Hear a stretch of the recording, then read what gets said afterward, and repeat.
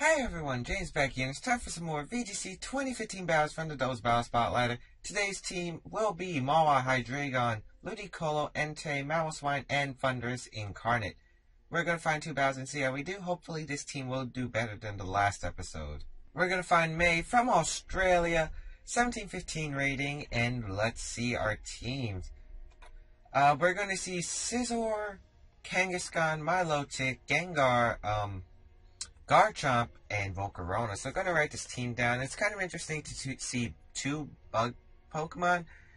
I'd assume that the Volcarona carries Giga Drain, as Giga Drain is actually becoming a more popular move on Volcarona just because it's able to hit Terrakions hard. Obviously Kangaskhan will be the Mega. Of course he has two other possible Megas in Garchomp and Gengar, but Kangaskhan gonna definitely be one of the Megas.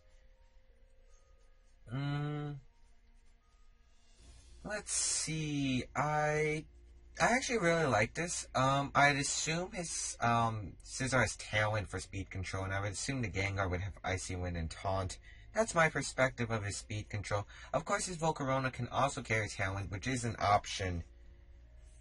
So I have to play this carefully. I don't think he'll lead Garchomp just because I don't even think he might bring Garchomp, but I'm going to bring Hydreigon as a lead, because Hydreigon does pretty well against this team. And I think Entei, with Thunderous and Mawa on the back, I'm wondering if I should bring Ludicolo, but then again, against two bug Pokemon, might not be the smartest idea, especially since he has a lot of physical attackers. Yeah, I think I'm going to lock in here. Kind of don't want to bring Mamoswine just because Volcarona with the possible Giga Drain, Scizor with the Bullet Punch, the Gengar that could Will-O-Wisp it, the Kangaskhan with a fighting type move, and the Milotic with Scald. So Mamoswine wasn't a very smart option in this game. So my opponent's actually going to lead Gengar and Garchomp. Interesting lead by my opponent, as I'm going to lead Entei and Hydreigon. So right here, I would expect a Dragon Claw onto the Hydreigon, and I would say a Taunt or something, but I think I'm going to protect Hydreigon. I need it, obviously. And I'm wondering if I should go for the Will-O-Wisp or Snarl. I kind of just want to go for the Snarl, but the Will-O-Wisp is tempting. However, his Garchomp could carry a Lumberry. I think I'm just going to go for the Will-O-Wisp. I'm not really afraid of an Earthquake here. Hydreigon is going to protect. Let's see what Garchomp goes for. As we see the Icy Wind from the Gengar, so I was calling that right. Let's see how much it will do. Not much to Entei, obviously. Let's see what the Garchomp went for, Earthquake or Dragon Claw. As we see the Rock Slide, excellent play by my opponent. But let's see. As it doesn't flinch my Entei, but Will-O-Miss. Of course. Of course. I'm gonna Tailwind with my Hydreigon. I'm gonna switch out my Entei into Mawile. Yeah, seems like a pretty safe play.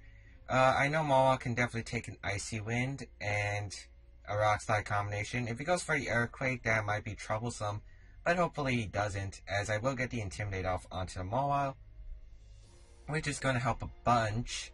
As Gengar goes for a Sludge Bomb into the Entei slot, perfect, and the Dragon Claw. This play actually couldn't have turned out more perfect than I thought, because I get a free Tailwind up with my Hydreigon, and he didn't set up Icy Wind, which means my Maul is actually faster than both these Pokemon. So I think I'm going to Dark Pulse and Iron Head the Gengar slot. That sounds like a safe play, yeah. Garchomp might protect here. He actually might have double protect just to stall out the Tailwind. But I'd assume the Garchomp's at least going to protect. Not sure about the Gengar though. Garchomp is going to protect, so that's perfect for me. Perfect, absolutely perfect. As I get the Dark Pulse and the Iron Head off onto this Gengar, which does help a lot. I need to get rid of Gengar, holding its Focus Sash item. As Mawa is going to get the Iron Head and knock out this Gengar, which is really huge because Gengar is a really disruptive Pokemon. And now that I got that Gengar out of the way, it's actually pretty nice. Wondering who we'll see here. Kangaskhan, so I'm going to assume Fake Out is coming. Question is onto who? Question is onto who? I kind of just want to double attack the Garchomp just to be safe. Or I could double protect, but that gives him an opportunity to come back into this game. So I think I'm just going to double attack the Garchomp. Kangaskhan's not really a big threat right now. Mawile walls Kangaskhan just fine. And I do have Entei and Thundurus who can inflict the status onto the Kangaskhan. We are going to see the Fake Out. Let's see who he targets. The Mawile, which definitely makes sense. I'm wondering if he went for which move he went for with the Garchomp. And let's see what item it is. Dragon Pulse is going to connect with the Garchomp. And no Focus Sash, obviously. Not even a Hopping Berry, so that's going to be a KO. The reason I run Dragon Pulse instead of Draco Meteor is because at Worlds, my Hydreigon actually missed quite a bit of Draco Meteors. I think it missed like 5 out of 7 or something like that. It was definitely a large amount. Volcarona's going to come out though, and this might be problematic. I'm going to Dragon Pulse the Kangaskhan, and I'm wondering if that Volcarona actually has Rage Powder. However, I think I'm going to go for the Play Rough onto the Kangaskhan, just in case. It's going to double attack it. We've seen Fake Out, so it's very highly doubtful that his Kangaskhan will protect. And Dragon Pulse plus Play Rough will do a lot of damage to the Volcarona, even if it does have Rage Powder. But it's not going to go for a Rage Powder. Going to get Dragon Pulse off onto this Kangaskhan, which does a good amount. Play Rough, going to connect with the Kangaskhan, and this should knock it out, as it does pick up the knockout. The only way my opponent can really come back from this is a Quiver Dance, which he actually sets up. Great play by my opponent, obviously, as his Volcarona is set up and my Tailwind expires now, which is really troublesome. However, I'm fine with this, actually, because Sucker Punch does a lot to Volcarona, unless he's, like, really defensive, and I'm going to Sucker Punch and Tailwind, because I'm pretty much able to get off one of these, as this Volcarona is actually going to set up a lot more Quiver Dances. This could get annoying, as Hydreigon is able to set up a Tailwind. So I'm actually going to withdraw Hydreigon here into Thundurus, expecting another Quiver Dance and Sucker Punch the Volcarona. It should work in my favor. I think Entei walls the Volcarona just fine, and we haven't seen what its moveset is, as I get a Sucker Punch off onto the Volcarona. And as you can see, that did a lot of damage, and the Heat Wave is going to come out and knock out my Mawile and probably my Thundurus. Yep. But I'm fine with that because Entei should have this game sealed up for me, as both my Pokemon are going to faint. As long as I don't miss a Sacred Fire, I should be good here. And we actually see Life Orb Volcarona, so I pretty much guaranteed this game. Gonna send out Hydreigon and Entei, and all I have to do is protect with one. And I pretty much guarantee this game because he will knock himself out due to Life Orb, which is actually pretty ideal. As I'm going to Dragon Pulse with my Hydreigon and protect my Entei. Yeah, I can't really lose this game. He's going to knock himself out due to Life Orb. At that range, it should be a Life Orb knockout. Hopefully it is. I'm very confident, but I don't know. We'll see. As Hydreigon's actually faster than the Volcarona under Tailwind, and will pick up this KO onto Volcarona, and that will be the game. So very close game, well played by my opponent. I do like the Quiver Dance idea, just because it actually allowed him to get back into this game. However, he did take a lot of damage to set up that Quiver Dance, and decided to attack. If he might have actually set up to +6, he might have had this game, but then again, if he didn't Heat Wave the turn he did, my Thundurus could have just got a free Thunder Wave off, and then my Entei would have been able to outspeed, wall it, and knock it out. Anyway, we're going to find a second battle and see how we do. Our next opponent of the day will be a 1781 player from Japan, and we'll see the teams. We're going to see, wow, Braviary with Arcanine, Zapdos, Aegislash, Kangaskhan, and Sylveon. Familiar faces in Kangaskhan, Sylveon, Aegislash, and Zapdos, and I'm really not that surprised about Arcanine, since I think Asia has actually used Arcanine quite a bit. But Braviary, I do have knowledge about Braviary. Braviary is a Pokemon that carries the Defiant ability, and as you know from seeing Bishops a lot, Defiant ability is such a great option because it really scares those Intimidate users, and if they do bring it, you can get a +1 in attack after they lower.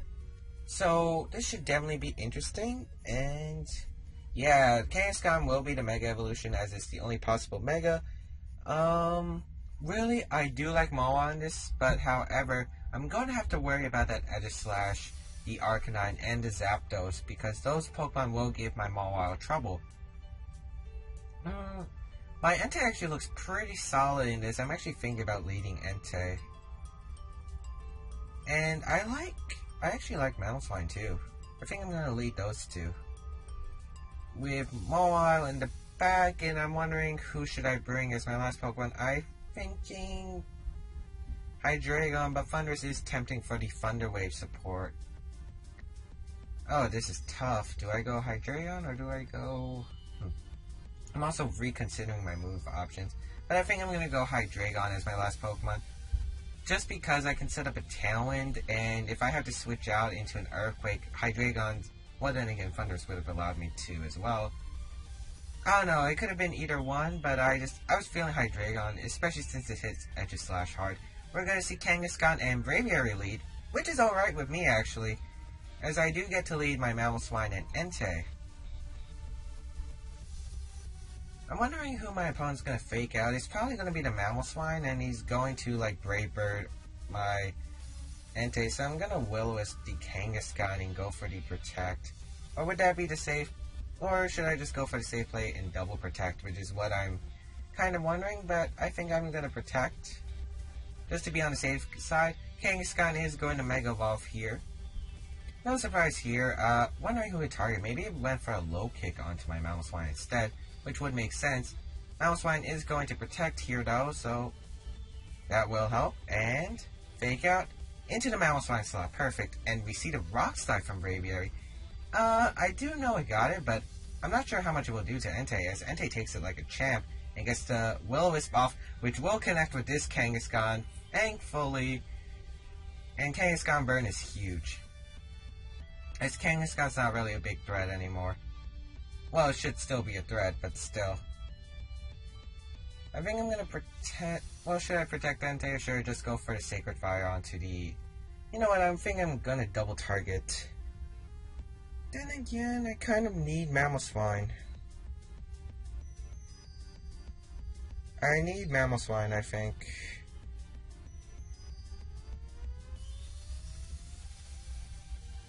I'm wondering if I should just go for the Ice Shard. Actually, I think, this is tough. I think I'm gonna Sacred Fire and Ice Shard, though. Yeah. Gonna go for that play. As I'm gonna get the Ice Shard off onto the Braviary, which is gonna be helpful, and... Wow! Critical hit and knocks out the Braviary. I think that crit mattered. However, I'm not sure how bulky that Braviary is. I was betting Scarf. Low kick gonna happen onto the Mamoswine. Critical hit for a crit, that's fine. As he's not able to even KO my Mamoswine with that. Sacred Fire gonna connect with the Kangaskhan. That does a lot. Wow. Entei, you rock. I mean, I was using Entei in the past, but that was a Life Orb, and I kind of assumed the damage, but I did not expect that much. As we see Arcanine come in, and that makes sense. However, right here I can just... that Arcanine's probably special. And, well, it doesn't even matter if I went for Sacred Fire anyway, onto the Arcanine, because it can't get burned. I think I'm going to try and knock out the Kangaskhan here, and Protect with the Mamoswine. This is a really obvious play to call. Of course, you could go for the Extreme Speed or Sucker Punch onto the Mamoswine, as we see the Double Edge from Kang, which I'm actually fine with, as I will live that with my Citrus Berry. Yep, my Citrus Berry is going to prop, and I'm going to live this Double Edge. He might even take himself out due to Recoil. Actually, I doubt he would take himself out due to Recoil, but Sacred Fire will actually knock it out. And I'm actually faster than the Arcanine, which is nice to know, as this is probably the bulky support Arcanine. Critical hit on the Sacred Fire, not mattering at that range, obviously, as we see the Heat Wave, so it is special. Which means I can actually get a Snarl off onto it. Let's see who's in the back. I would assume Aegislash, or maybe Sylveon. But it's going to be Sylveon, which is perfect for me. As I'm going to Sacred Fire. I really don't have a good way to get rid of Arcanine, to be honest. I think I might have to sack off Hydreigon in this. Or do I? You know what? I'm not going to sack it off. I'm going to go for the Earthquake. I think my Entei's dead. As Mamoswine's actually faster. I was not expecting my Mamoswine to be faster than all these Pokemon. I'm going to knock out my own Entei, which was a silly move, but I was not anticipating that actually at all. Going to knock myself out due to recoil. But I'm actually fine with this, actually. Really fine with this. As we see the Heat Wave and the Hyper Voice. Okay, I put myself in a pretty bad position by doing that Earthquake. Definitely shouldn't have. However, I guess I'm fine with it right now, as I do get the Intimidate off onto this Arcanine. And my Mawile, I don't know if it outspeeds the Sylveon. I think the safe play here is to Sucker Punch the Arcanine, because I think Sucker Punch would knock it out at this range, and Tailwind. Because I should live a Heat Wave. Well, I don't know. Maybe that wasn't the best play. I might have screwed myself, as he actually goes for the. I think it's the Will-O-Wisp he went for. As I go for the Tailwind, let's see. I'm assuming Will-O-Wisp. Morning Sun. I almost. Oh my god. We see the Hyper Voice, which I'm fine with, to be honest. I kind of wish I Iron-Headed the Sylveon. Wow, that did a lot to Mawile. And I do live with my Focus Sash. However, that could have Extreme Speed Arcanine. Gonna Iron Head the Sylveon and go for the Dragon Pulse. I can't see me winning this game. I really can't. That Morning Sun might have cost me. I actually think after his Sucker Punching into the Arcanine and Dragon Pulsing, this is the one moment where I think actually Draco Meteor might have saved me. Gonna go for the Dark Pulse and Sucker Punch play. As Sucker Punch is gonna connect with the Arcanine, that does nothing, and it's Rocky Helmet, and that's even worse for me. As Dark Pulse gonna connect with the Arcanine. Oh, maybe Dragon Pulse would have KO'd, but we're gonna see the Heat Wave, and that's gonna take me out. Yeah, really silly play I made of Earthquaking myself. But I thought my Entei was actually faster than my Mamoswine. That was a silly mistake. I should definitely check my EV spreads more often. But, yeah, that was a good game. And this was definitely I will not make that mistake again of... Again, another game that I probably lost because I choked at the last minute. However, I'm fine with this loss, as we do find out that my Mamoswine's faster than my Entei, which I thought it was the other way around, since I remember the Entei having quite a bit of speed investment, and the base speeds are, well, Mamoswine's base 80, and Entei's base 100, so I thought it would have been Entei outspeeding, so I could have got Sacred Fire off onto the Sylveon. Probably the safer play was to protect Entei and Earthquake, but I was not expecting my Mamoswine to live that turn. Anyway, I hope you guys enjoyed this VGC episode. If you guys did, be sure to give it a like down below. Sorry for the quite a bit of screw-ups with this team. However, this team did get a win in this episode, thankfully. If you guys did like it, be sure to give it a like down below. Check out the rest of my series. You can follow me on my social medias, Twitter if you guys want to know about my YouTube channel and updates, or Twitch when to find me doing live streams, which I haven't been doing recently because I've been sick and schoolwork is catching up again. But I hope to live stream often soon. Hopefully in a few days I should be starting a lot of live streaming. But anyway, this was James Baek, James Speed 1, signing out.